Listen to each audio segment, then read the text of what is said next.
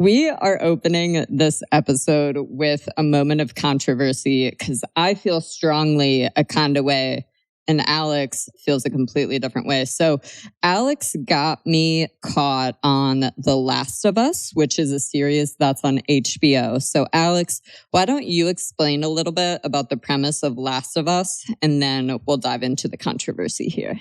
I mean, it's based off a video game, but it's about like post-apocalyptic. The world has been taken over by fungi.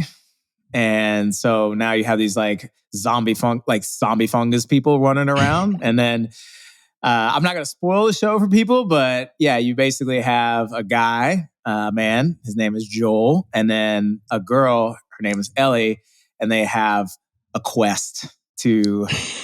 I can't talk about it more. Yeah, I was gonna say you can't even talk about it. But I mean, I don't know. I mean, we're about to talk about, right, the season finale. So I guess if you haven't seen the show, just skip ahead right now to like a few minutes, and maybe we'll like put in like a spoil, like Eli, the producer, can put in like a spoiler warning because I don't want to spoil it for you. So, series finale just happened 2 days ago on Sunday, and I thought that it sucked. I was very distraught about the season ending. And so I had briefly in passing asked, and Alex was like, no, I thought it was great. So if you're watching on YouTube, please go to the comments and let us know, were you watching Last of Us and how did you feel about the season finale? Because I'm trying to think of like what series did this, but it was like the finale happens and then you're just like, bro, okay. Like this is just where we're leaving it. But that's how the game ended though. That's how the game ended though. Like if I didn't play the game, but I actually, it was super cool that they went and followed the original source material so closely. Cause a lot of video game or like, a lot of that stuff they don't. Like I'm watching the Halo on Paramount Plus right now, Halo series, and it does not follow the source material very well. Like I mean, some of it, but like I've never even seen this. I don't even know what this is. It's an okay show, but The Last of Us, they followed the source material almost verbatim. They changed a few things, but the main story, this is like why the game was hailed as like one of the greatest games of all time, because the story was so good that, interesting, and they just didn't want to change it. So part of why Last of Us is a really fun watch is that sometimes when you watch zombie movies, they're just not realistic, or they're almost like so out there that you're like, eh. But like this one, the premise was that the outbreak for the zombie apocalypse basically happened in a day. So it was related to the food supply that basically it got into baked goods. So think like bread, pasta, pancake mix. And so quite literally it was like, people went to the store, they bought food, and then the next day, like people, just like complete chaos. So it's interesting because a lot of it is very out there. So like the zombies cannot see you, but they can hear you.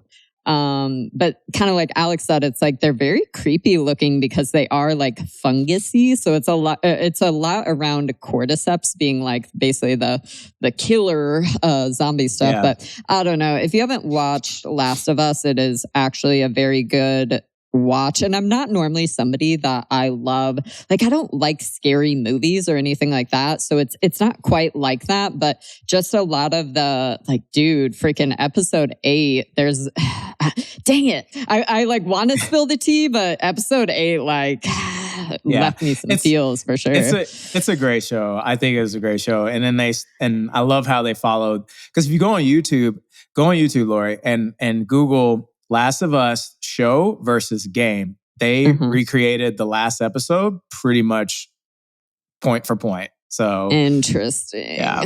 Wow. Like even the dialogue in the game was the same in the show. Yeah. So do you know when season 2 is happening? I know I know it's coming, but I mean, they made a second game, so they made a Last of Us Part 2. But so I'm assuming that's going to be the second season.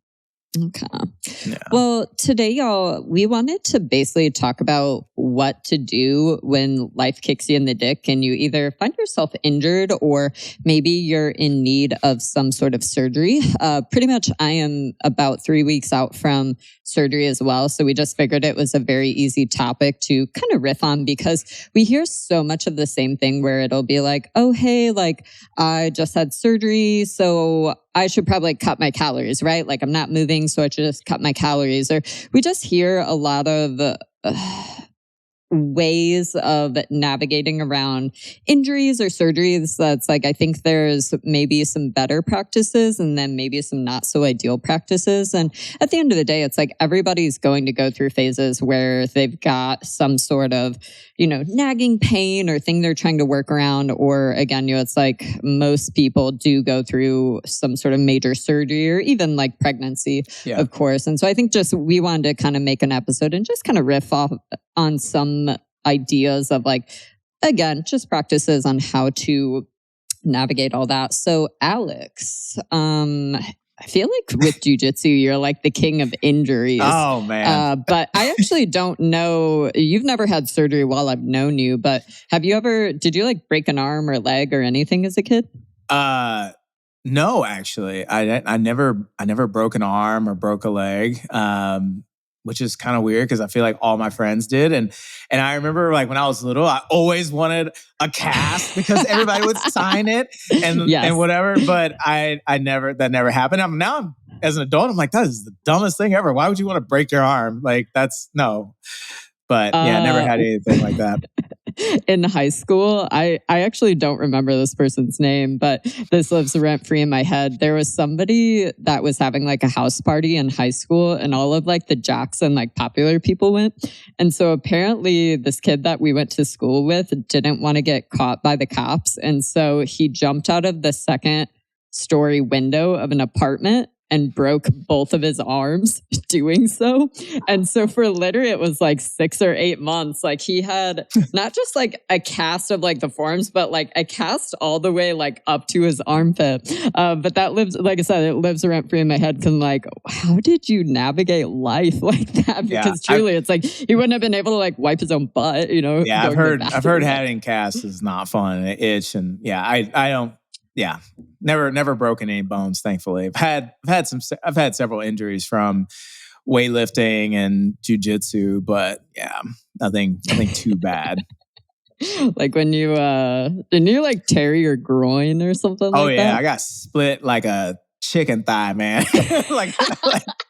like straight up. And I'm not flexible, so I got. Yeah, I was drilling with a girl. This is karma, actually, because I injured a girl while training with her.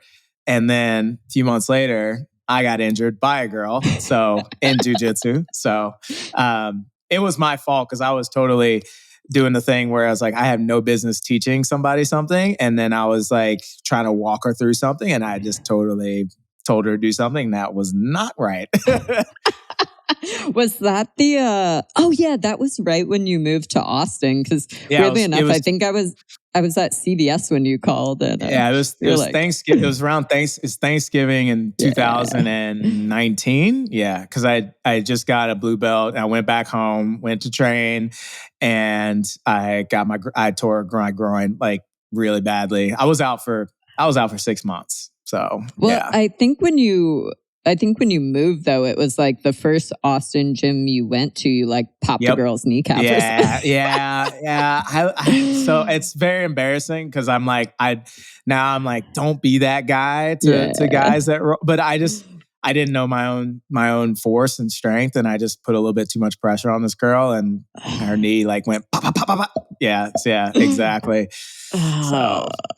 Weirdly enough, same thing. I mean, competitive gymnast, and I never broke anything. But like when you get injured in gymnastics, like it's dumb. Like it's like I remember there was a time that I tumbled and I didn't know how close I was to the end of the floor, and the balance beams were actually like right next to the floor. And I remember there was a time that I actually went to the hospital because I was like, I think I broke myself. I quite literally tumbled and smacked my shin bones on the metal legs of the balance beams.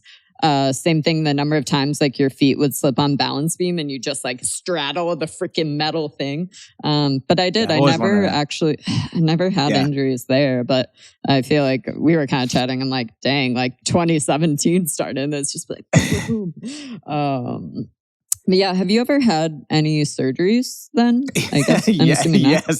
Yes, I have. I had a surgery. Do tell. Yeah.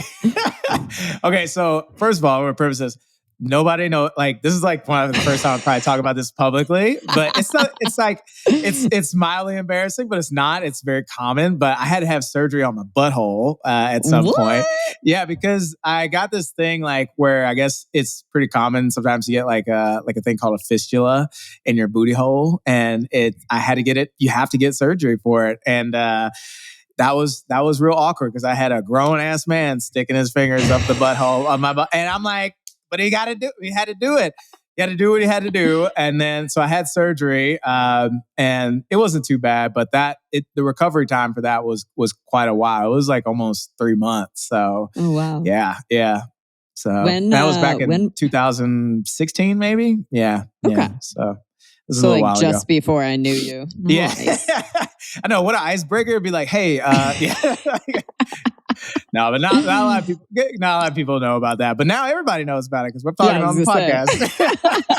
It's a good thing. I mean, you know what? I bet you there are some listeners out there who have had that same surgery. I'm almost bet you. Yeah. So yeah. Yeah, no, for sure.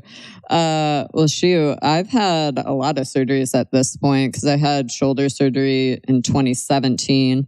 I got some fake watermelons in 2021. And then you got upgraded, right? Or yeah. And then, well, my nose surgery was the big one from this past year. So basically in college, I broke my nose and I ended up in the ER, had surgery, and it like my nose got put back together, but then it was like over time, basically my nose started to collapse in. So for people that aren't watching, I'm like using hand motions to try and show. And I'm like, oh yeah, y'all are listening. You're not watching. But basically I ended up going a decade, which is wild to me. But fast forward, I couldn't breathe out of basically one side of my nose. So same thing. It's like even if I was out running or doing cardio, I would be mouth breathing, but it had just become like part of my regular day that I didn't realize like, oh my gosh, like go get your nose fixed. Like this isn't cool. So I finally had surgery for basically a deviated septum. And of course that classifies as like a rhinoplasty. So that was basically this past fall. And then I've basically been dealing with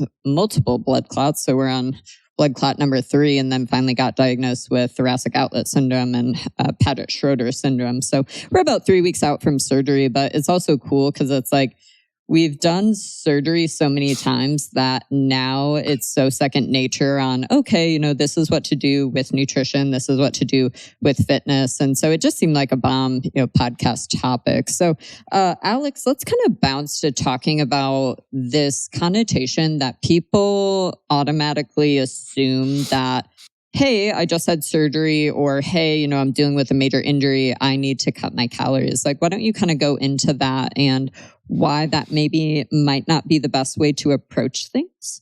Yeah. So I think it makes sense why somebody would think that, because if you think about it, okay, gonna have surgery.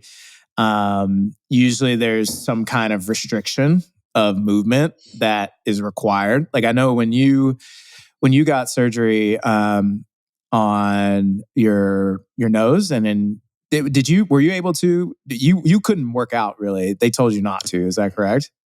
Yeah. So when I got my implants done, it was basically like, hey, don't do upper body, which that totally makes sense. Like you're not trying to stretch out. Basically when they do the implants, in your chest, they're creating a capsule for the implant to sit in. And so the entire premise is you want that capsule to heal. You don't want to stretch out because that's where you're just going to see problems over time where, it's like it's very common for people to be like, oh, if I lay down, my implants might slide towards my armpits or stuff like that. So basically, it kind of depends what doctor you see. I've heard doctors say, hey, if you get your implants done, I don't want you doing anything overhead for like 6 weeks. And then I've also heard like longer timelines of, like 12 weeks or 3 months and stuff. Yeah. So it kind of depends who you see and how like cautious they are, if you will. But same thing with my nose. They basically wanted you to go 5 to 6 weeks without really doing any surgery because with your nose, basically when they do surgery, it actually takes up to like 11 to 12 months for it to fully heal. So even though maybe at 6 weeks swelling has gone down and maybe at 3 months, it looks more like the final product, your nose actually stays swollen for a very long time and it's just very, very slow to heal. And so, you were supposed to ideally take time off. And again, it just depends. Like, I feel like surgery stuff can be like the wild, wild west. So it's like, always try to see like a really good surgeon that specializes in whatever you're needing. But it's like typically you're going to need that time off. And so it's like figuring out what you can or cannot do. So it's like my doctor was like, hey, you can slowly pedal on a bike, obviously get lots of steps, but like just, rest and relax. But, other surgeries are just going to be different for sure. Yeah. So like people, with the movement restrictions, it could be different, usually sometimes less activity than they're normally used to doing. So, and even if you get injured, right? Because if you get injured too, it's the same kind of thing. Like if you are not able to, let's just say like you have like a hip injury or something like that, or a knee injury and you're not able to squat. And people are like, well, I can't do lower body. And they're like, well, am I doing less activity? Do I need less food? So it makes sense. Well, I would say logically, it makes sense to think of like, oh, I need to reduce my calories. But the thing is that what we're not thinking about is that your body needs food to heal. And if you've undergone an injury or had surgery, your body is in a healing state and it will not heal as well and quick and efficiently and quickly enough if you are underfed. So, reducing calories may seem like it makes sense, but it actually may not necessarily need to happen. And there's a study, I feel like you made a reel not too long ago that talked about it. Is there any studies you kind of want to share about just what, calorie needs and kind of how they might change after surgery? Yeah, so there's several studies. I cited some on a reel that I made. It was mostly dealing with injury, but surgeries and stuff like that, kind of the same boat. I think one of the studies said that your energy, so even if your energy demands decrease, the increase in energy expenditure from the healing process, and also, for example, let's just say you have to walk around with crutches or anything like that helps you move. Well, you're changing your movement patterns and your gait patterns, and it's hard to walk around on crutches, right? Or you have to wear a boot or something like that.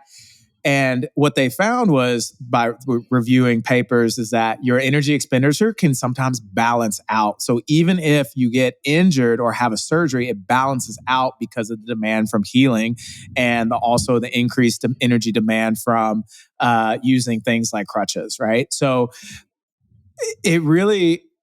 It's tough to say because you may need to reduce your calories if indeed, your body mass is going up and you're taking time off the gym, but you shouldn't automatically assume that you need to cut, several hundred calories from your diet because you had an injury. I would play a game more of like, hey, let's wait and see what's going on. And then if we need to reduce your calories, reduce calories.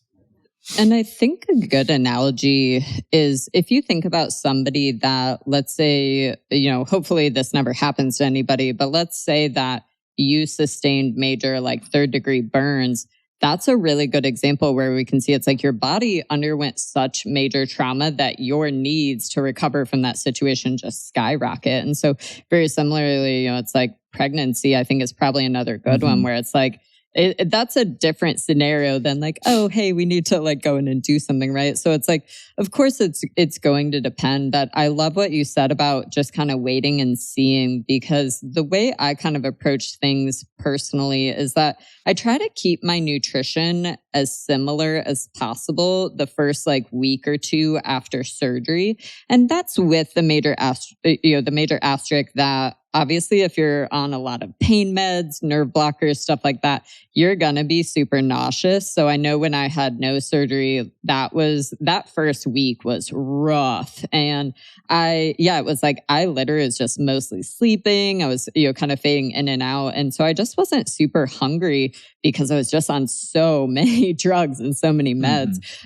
But, it's like, I always like to try and track my macros when I'm able post-surgery, because then I can make sure, okay, am I getting enough fiber? Because especially with digestion, when you're taking all the gnarly pain meds and stuff, it's like your digestion can get super, super bad. So, it's like, I always like to try and kind of hold the same pattern the first week or two and then see where things at. Because usually a lot of times when you have surgery, it's like, well, you might be on pain meds the first 7 to 10 days, and then you're getting off the pain meds, and, are you able to increase activity? Are you able to start going on more walks? Well, if so, again, it's like, yeah, maybe your nutrition might come down a couple hundred calories, but it might not be this, big drastic drop off like you might think. So I think it's actually cool because, like I said, multiple surgeries, I have tried to, track and monitor where I can. And so it's afforded me the ability to kind of know, okay, my maintenance calories are usually anywhere like 22 to 2,400 calories, just depending on how active I am. Hey, I know that when I have surgery, if I am just sleeping a lot, I'm not moving a lot, and I'm not doing a ton of activity, usually it's usually right around like 1,900, 2,000 calories for me. But then as I continue to be more and more active, as I continue to feel better and better, I'm able to just kind of naturally bring up food. And so it's equal parts like, because I love nerding over the data, I come from a place of curiosity, but then it also gives you the ability to trust your body of, hey, I'm hungry and I know how much I've eaten. I know I've been eating fruits and vegetables, lots of protein, all the things. Okay, I'm hungry. I just clearly need to eat more food. So I remember specifically when I got my boobs done, I tracked my macros that first week specifically. And it was 2 days after surgery. So like the first day I was just like super messed up. And then the first day that I was kind of like cognizant and awake, I was so hungry, and I think I was at like 3,000 calories that day. But think about it, because it's like a lot of times you're fasting, you don't have any food, before you have surgery, you haven't any liquids or anything, and maybe that surgery actually doesn't happen until later in the day. And then it just keeps going, right? So it's like a lot of times there is that catch-up period where your body's like, yo, I haven't been fed the past 12, 24 hours. So, again, it's like, dude, if I'm hungry and I'm post-surgery, I'm going to eat. But we just have to be careful. It goes both ways. That doesn't turn into a free-for-all either.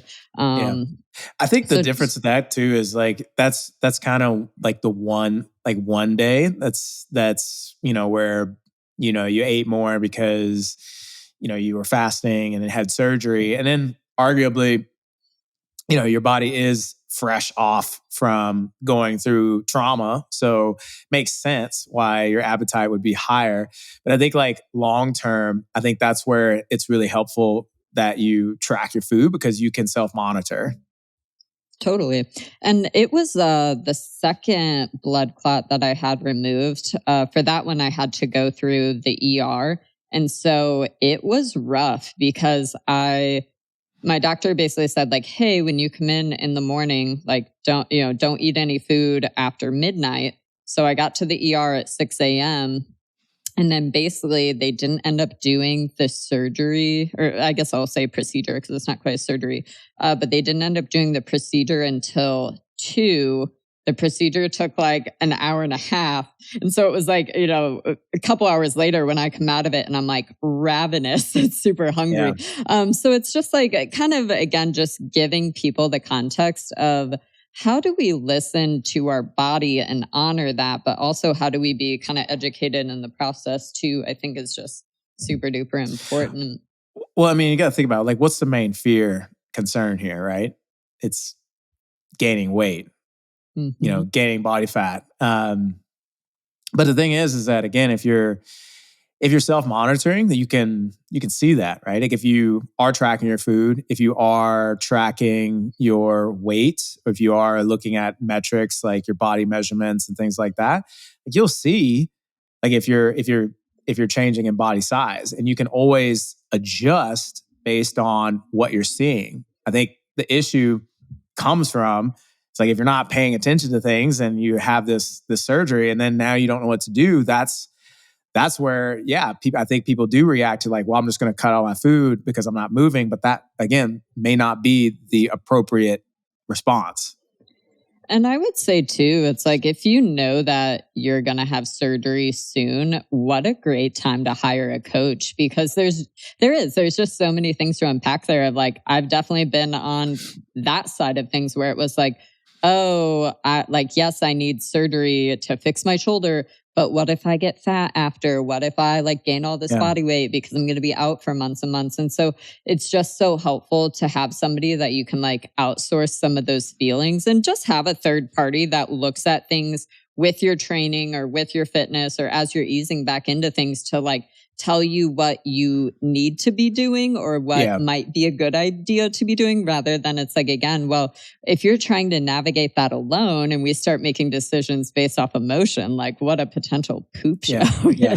Well, I mean, because it's happened before too, right? Like I've had clients that come out and reach out to me, and a lot of times I'm going over their history with them, and there'll be some time in there what's like, well, I got injured and, I stopped training, or I had surgery and then I stopped training and then I gained all this weight. But it's like, you didn't gain all the weight because you stopped training. You gained all the weight because the habits that you were doing were already conducive, and then you didn't adjust. You didn't change anything. And again, sometimes you do need to change some things, but this is again where it's like, you gotta look at and self-monitor and, make sure that, hey, like, what am I doing what I'm saying I'm doing? And then if you are, then if it's not going the way that you want, then that's where you got to make those adjustments.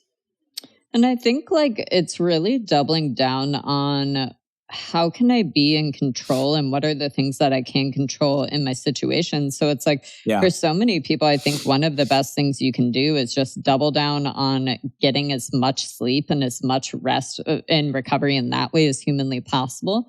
But again, it's like you could still be getting steps. So it's like when I did have the septoplasty/rhinoplasty, it's like we would just drive to the beach all the time and we would go walk for 30, 45 minutes. And it was so life-changing on the mental health front. Cause it's like, if you think about it, right? It's like, if you're literally just trapped at home for, 4 weeks or 6 weeks, like you can only watch so much Netflix. You can only, do so many things before it's like, but also, like what could you be doing productively with that time, right? It's like, is that times that you could be reading books, or is that time that you could be, working on your business or maybe starting some sort of project? It's like, just because you had surgery and you're not able to go train the way you want to train, or, live the life that you might normally live. Well, how can I make this post-surgery time a period of positivity and a period that is productive in that way, for sure? I was going to ask you, when you had your surgery, your breast augmentation, how did you train around that? Like, what kind of things did you do to because I know there were certain things that you weren't able to do, but how did you train around that? So I'll even go like more wide view on this, but it's like a lot of times when we're dealing with injury or with surgery, it's an opportunity for getting other things strong or working other things. And so what I mean by that is, hey, if I have, I get my boobs done, or hey, maybe I have shoulder surgery, I've got an injury. Well, if I can't do upper body things, that's an opportunity to get my lower half strong, right? Like I could still grow that dump truck. grow that dump truck. It's opportunities to do a lot of squatting, a lot of split squats, a lot of rear foot elevated split squats. How can I still pull deadlifts, RDLs, that sort of thing? So it's really framing the what can I do? Because reversely, it's like, okay, maybe you broke your foot, you're in a foot cast or something like that. It's like, well, there's probably no reason why we couldn't still go to the gym when we feel good and when we're able, and then basically double down on basically upper body stuff. So you could be doing a lot of overhead pressing. We could be doing benching. We could get really awesome, biceps and triceps. We could be working a lot of chest and back, or doing stuff like hip extensions and working the lower back. And so I think that Ben Bergeron, he had the book Chasing Excellence. And that was actually a book that came out when I had shoulder surgery right around that 2017 era. And that was a really good read for me, because he talked about just that of people that are successful find ways to succeed. And, that injury or that surgery might be the gateway to you. It might be the best thing that ever happened to you, right? And so I talk about that all the time. It's ironically, if I had never had shoulder surgery, I never would have started my own business. I never would have started Paragon Training Methods. And truly, it's at that time, Thanks, it CrossFit. was, right?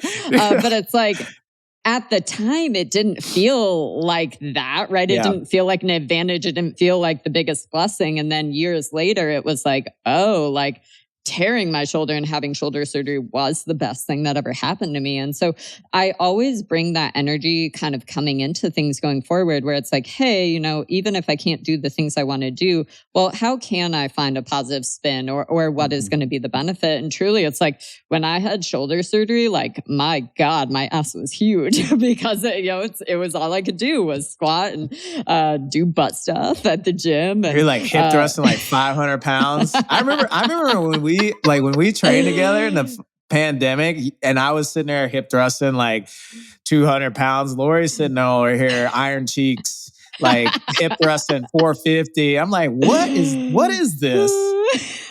What is going on here?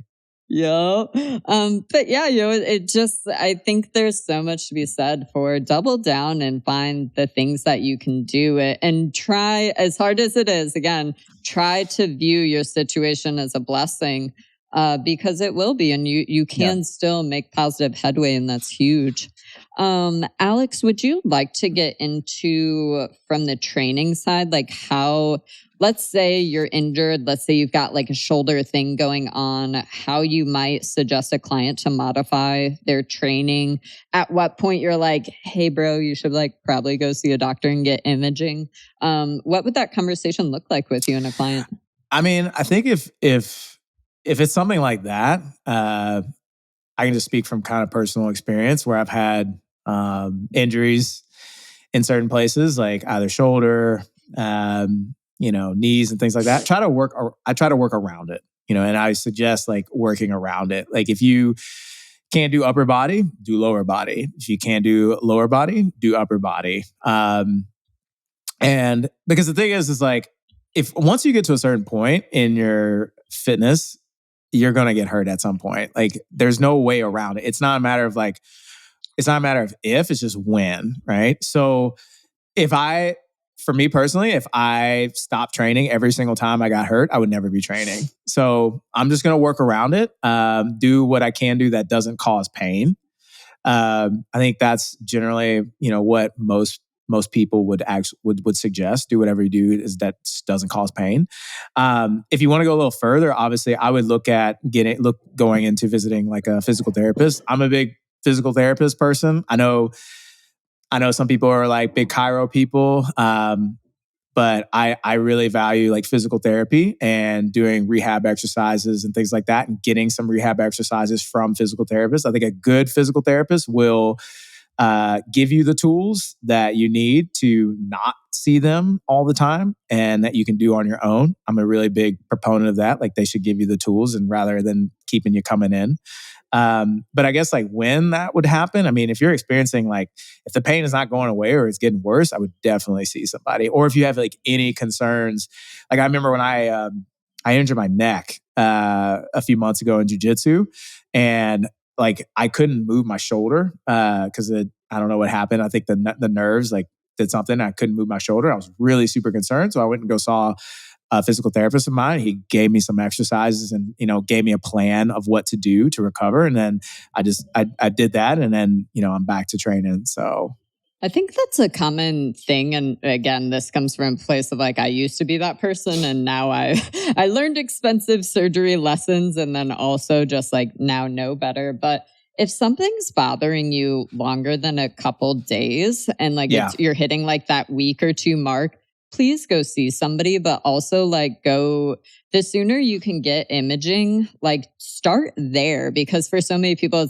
it might be like, oh, well, I saw my doctor and they gave me a cortisone shot. And it's like, so they did that, but they didn't actually do any imaging. Did they do an X-ray? Did they do an MRI? Did they put contrast in that MRI?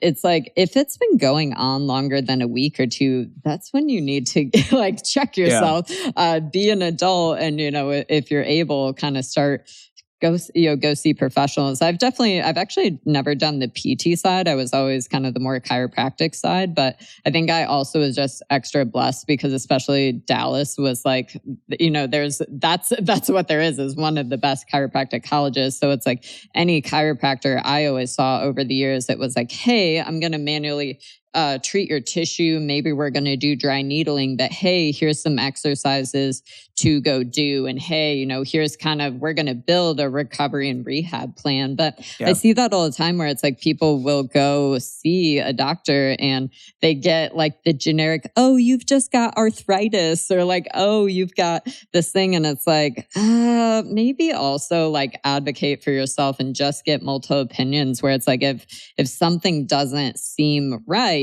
keep going, get a second doctor opinion or stuff like that. It's also super common. I had a friend this happened to. She went to a doctor. She did end up getting an MRI on her shoulder, but they actually didn't do it with contrast. And so her shoulder was indeed torn, but it wasn't until she, 4 or 5 weeks went by, she was trying to like rehab, nothing's getting better. And she finally said like, okay, I'm gonna go see a second doctor. Doctor does, technically it's like an arthrogram with contrast. And then sure enough, again, her shoulder was torn. So just really do your research. Again, it's like if you can try to Google more specific for what you're dealing with. But again, it's like if you're still in pain, keep going, advocate for yourself because that's huge. It's like it would be trying to build a nutrition plan, but not taking a week to track your macros and see what we're working with. It's like you don't want your medical professional to be like, in the dark without a flashlight, if you will. Yeah. I would also add to that, it's like, if you don't feel comfortable with modifying your own training program, like there are definitely coaches out there and that will write prescribed rehab or recovering from injury training plans. Like I would give a shout out to my friend Zach. I worked with him because I hurt my back like several times, like in my weightlifting career, and I worked with him for several years. And he would write me a lot of programs and training programs to help not only like prevent, but to recover from when I like had a flare up or like I tweaked my back. So I think that's incredibly valuable. Like, just like if you wanted someone to help you with your nutrition, if you're injured, I think it does help to have someone to help you recover from an injury from a training perspective. What's the sexy phrase? Like prehab and rehab? Yeah. Like, I mean, the thing is, one of the things too is about some of these injuries is like, you may get them because you have an imbalance somewhere, right? And so if you don't train these imbalances out, then you can just open yourself up to more injury.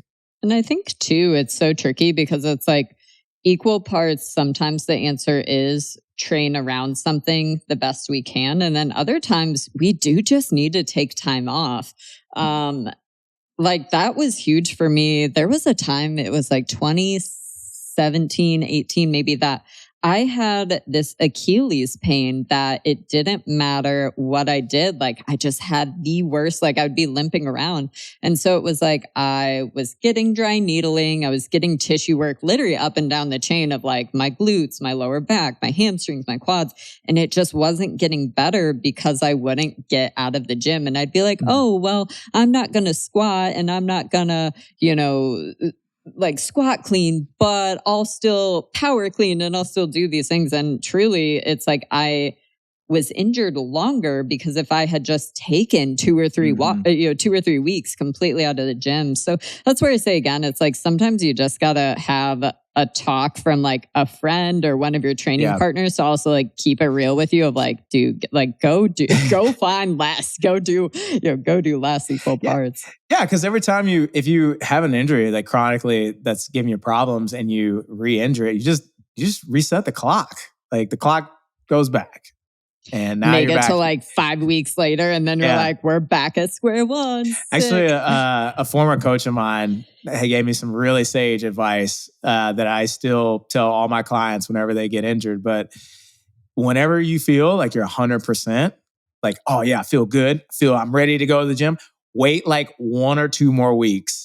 Because because you're going to go back and then you're going to go in there and try to bust it and then you're going to bust your shit again. And then you're right back there at square one. So wait like 1 or 2 more weeks. And then if you come back, take it really slow. Like I remember being injured and coming back from a long injury, I literally would start with like an empty barbell. And sometimes it's just like that. You have to check that ego. And I think too, one of my biggest like injury or recovery hacks would be, even if it's not the gym you stay at long term, using machines. Oh yeah. And like cable machines is like, that's the secret sauce. So it's like, yes, barbells and dumbbells can be great, but oh my gosh, our machines life-changing. Machines so it's are like great. Even if you only, 4 weeks, 8 weeks, it's like pay that double membership, spend $30 and go to Gold's Gym. Or I think even like, isn't Planet Fitness like $10 like a month or something? $5 a month. Yeah, something like that. And you get free pizza. Honestly, I don't even think you even had to pay. I know people just walk up in Planet Fitness. Like they're just like, yeah, I go here. Yeah. Like, oh my gosh.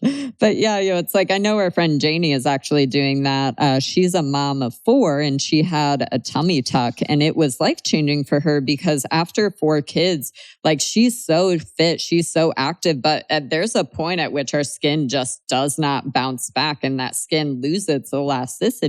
And so she got a tummy tuck, I think it was right around the beginning of the year. And so she normally works out at home. She follows our physique programs, but she purposely joined a gym so that she could have access to machines and have access to cables. And I'm sure she'll go back to like normal gym life at home, soon, but she's been raving about like, oh my gosh, it's been so fun. But it just it presents different ways to work muscles or isolate muscles that, again, it's like it might be more CNS heavy, or it might just be more fatiguing if we loaded these same positions or these same muscles in other ways. So that would be like my number one hack is machines and cables. Exactly like you said, easing back in. And maybe it's like, if it's your first week back at the gym, set a time clock so that it's like, hey, 30 to 40 minutes max. Or, hey, I'm only going to lift an empty barbell and 10-pound dumbbells. And then you can kind of ramp it up each week where you're like, okay, well, can I put a little bit of weight on the barbell? And quite literally like 5 or 10 pounds, right? Same thing. It's like, rather than trying to go heavy, increasing your volume. So especially after I got my boobs done, I was do more reps? Yeah, like my rep schemes, the very first week that I went back to the gym, everything was body weight. So it was like, hey, I can do air squats, I can do walking lunges, rear foot elevated split squats. Everything was body weight. And then it was like week 2, I was like, okay, I'm going to use an empty barbell. I'm going to use, 5 or 10 pound dumbbells. But same thing, it was like, you're going to have a very immediate feedback system from your body of like, hey, this feels great, aka no pain, no discomfort, or, obviously, bro, like get out of there, right? So it's like being very smart. But each week I would kind of test more things and be like, hey, what about this movement? What about this movement? And kind of expand over time of, hey, these movements feel really great. Oh, hey, this thing, still doesn't feel super good. But yeah, it's like my rep schemes for probably a month or two, it's like everything I was doing would be 3, 4, maybe 5 sets of 15 reps, 20 reps. Hey, this week I'm going to add a tempo where, it's going to be 15 to 20 reps and I'm doing a 3-second tempo, or I'm doing, pauses and I'm doing holds. And it's so cool because like I didn't used to be somebody that I wanted to geek out over programming, or, it's like I always liked the nutrition side. I always enjoyed doing the fitness, but now it's like present day. I'm like, I could like write a, it's like, I wouldn't ever like sell it to somebody, but I'm like, I can like make a pretty awesome rehab plan for myself. And I really, it's again, like coming from that place of curiosity and just finding the things that you're able to do and finding that joy. It's super huge. Yeah. What would you, so something I hear a lot from people is when they come back from injury, they're like super bummed and feeling like they've lost all their progress. What would you say to that person?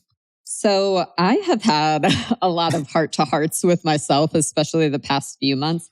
And I've been talking about this on social media because it's like, at the end of the day, for 3.5 months, I've hardly done any upper body. Like I can literally think of 2 to 3 sessions, maybe because, just the roller coaster has been like this. And so upper body for me, I love training upper body. I love training upper back. Like it sounds lame, but like I pride myself on having a really good upper body and back. Like that makes me super happy. And so it has been a bummer to be like, ooh, definitely losing muscle. We're getting softer. I'm seeing changes that I'm not super stoked about. And so what I come back to is the idea again of nutrition and fitness have seasons.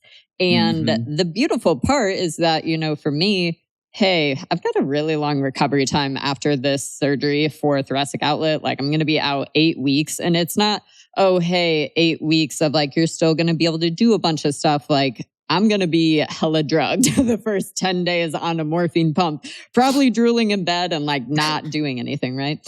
And so I've got a long 8 weeks ahead of me, but mutually it's like, listen, this is a season of life. I've got the rest of my life quite literally to work back towards looking exactly how I want to look, working back towards the lifts and performing the way I want to perform. And kind of like, when we interviewed Tiana and she talked about this idea of like outfits and that with our body, sometimes we have to spend time in a body shape or a body size that we're not necessarily amped about. But that doesn't mean that we have to be miserable there because it is a short-term and temporary thing. And so for me, it's like I trained upper body with a couple of Paragon ladies yesterday, and it was just like, man, everything feels so heavy. Like if my numbers are normally here, I'm vastly below them.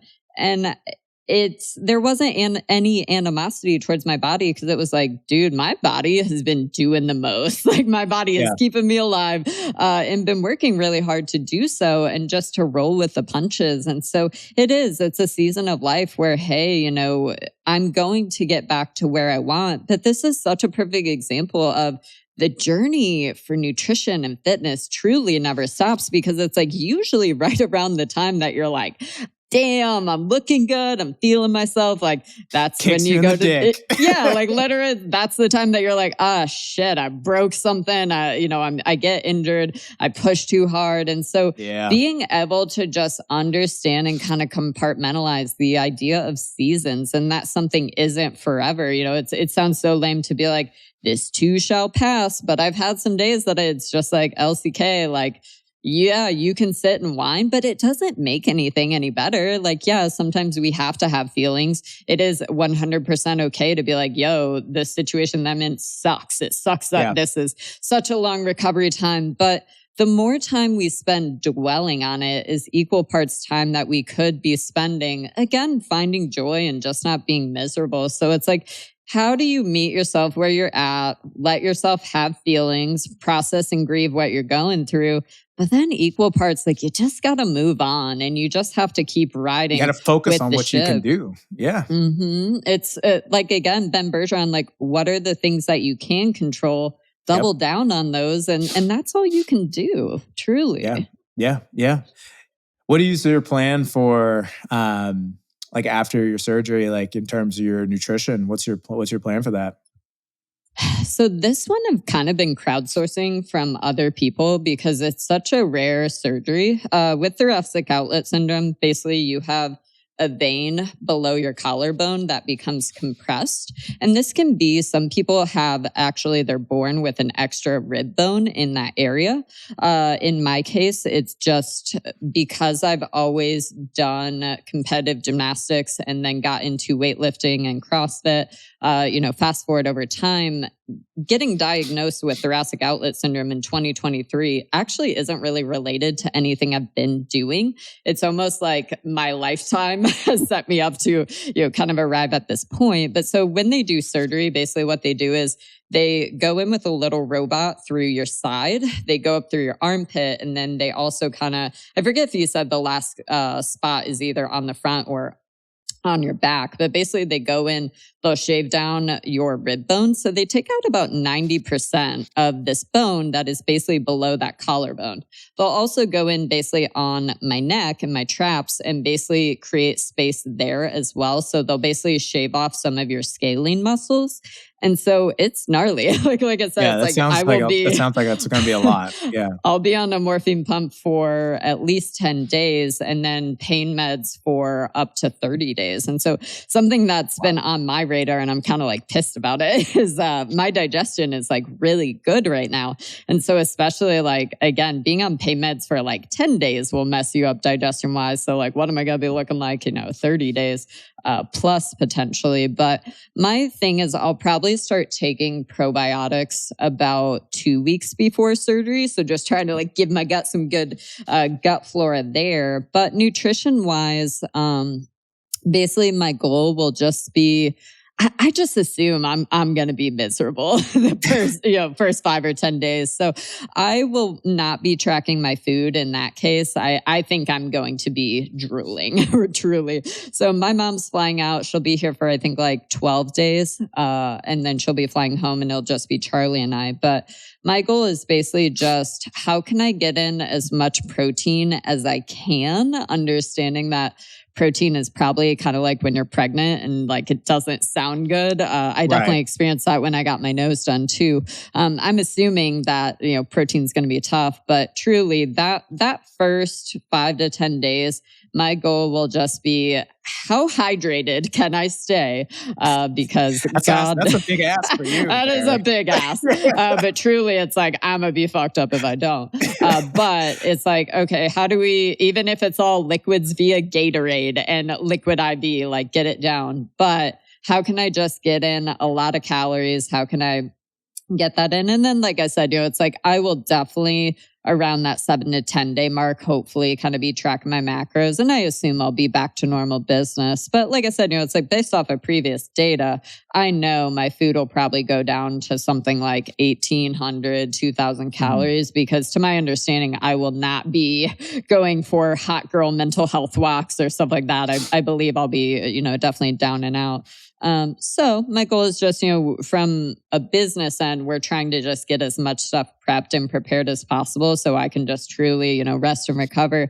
But same thing on the training front. I know that I'm definitely not going to be in the gym for the next 6 to 8 weeks after surgery. So the question I will ask, I basically have a doctor appointment next week, but it'll be like, hey, at what point post-surgery will I be able to walk? And at what point post-surgery is there an option to still be able to slowly bike? I bought a Concept 2 bike erg and I've gotten more use out of that thing than I ever imagined. I actually love it. But that'll be my question is, hey, I know I'm not lifting the next 6 to 8 weeks, but what are kind of expected guidelines that I can expect from my body? And then also, at what point might I be able to at least get some steps, be able to get, some sort of biking activity. So I imagine I'll just be doing a lot of walking. And like I said, I think the biking will be very slow pedaling, if any. But it's like I've gotten so good at finally listening to my body, which is huge. And so how do I just honor how I'm feeling, where my body's at? I can't control or do a lot on the training front. Well, how can I really dial in my nutrition, have that pretty squeaky tight? But again, it's like as my activity starts to ramp up, I will accordingly ramp up my nutrition. But I'll definitely be sharing a lot to social media. Like I said, it's like if we can come from a place of curiosity, it actually becomes very fun to see like, oh, cool. So that's kind of the game plan. We are winging it, but going with the punches. I bet you're ready though, like to finally have some closure to this saga that you've been experiencing. When did this start? When did this start actually? So we are 3.5 months in, but think about it. It's like I had surgery in October and I was out for basically like 6 weeks. So I had only started easing back into the gym for basically like 2 to 3 weeks is basically when I started having all these symptoms of like blood clot stuff. Cause that was the confusing thing is I was still in the window post-surgery where you're more at risk for getting blood clots just naturally. And so initially when we got diagnosed, it was like, oh, like you unfortunately just got a blood clot post-surgery. You're within the 90-day window. And then it turned out like, oh, JK, this is actually something completely different. But yeah, if you count that, it's like at the end of the day, I'm going to lose like 6 to 8 months of this year between recovery, surgery, all that stuff. Is this the longest that you've had to deal with like a interruption with your training? Yeah, it's been gnarly. And I think the biggest thing is it's like we launched a podcast literally called Live Big, Lift Big. And I haven't been living big. It's like I haven't been able to travel. I've been home more than I am like comfortable being home, right? I'm always on the go. I'm always doing stuff, but I haven't been able to do any of the sports or activities I love either. So there's been like the identity crisis of I run a fitness company, but until the last week or two, truly, I haven't been able to lift or be in the gym. I haven't been able, like I completely missed snowboarding season. I didn't get to wake surf. I haven't been skateboarding because God forbid I fall on a skateboard while taking blood thinners. And so it's like, this has definitely been the most challenging mental health, section of my life because it's like, well, who are you without the gym and who are you without all of your hobbies and what do you do? And I've really, really struggled with it. So I'm definitely just looking forward to like, okay, can we get here and can we move on? Also, just so I can get back to helping people in the way that I'm talented in, right? Like I've missed making content and doing stuff too. So it's definitely all the ways. Yeah. Yeah. What has helped you like kind of cope with some of the things that you've been going through from a mental standpoint? I think meeting myself where I'm at. And like I said, it's like I've had a lot of tough love conversations with myself of just like, hey, dude, like I try to be somebody that is in control as much as possible, but this has definitely been something that hasn't been in my control, especially from the doctor standpoint and the timeline perspective. I've had the luxury of I'm seeing some of the very best doctors in California. And the surgeon that'll be performing the thoracic outlet surgery, like he's in like one of the top doctors for this surgery. So it's like, I'm in good hands, but it's, the mental side of waiting has been tremendous because historically, I was never a patient person. And I think that running a business and working for myself, it's like greatly gave me that skill set. But still, how do you run a business and how do you function as a person when it'll be like, hey, actually, can you drop everything that you have scheduled for tomorrow and come in for a doctor appointment? Or I've had multiple days where it's like I would be at the hospital or at a doctor's office, all day long because maybe I'm seeing multiple people. And so it's been just letting myself have feelings when I need to have them, trying to talk it out as necessary. It's funny because in this case, normally I'd be like, go to therapy. But it's like, in this case, I've kind of been waiting because I didn't want to get stuck in the trap of like, I talked to this therapist and they're like, hey, so when do you have surgery? You'd be like, yeah, I don't know. We're still here waiting.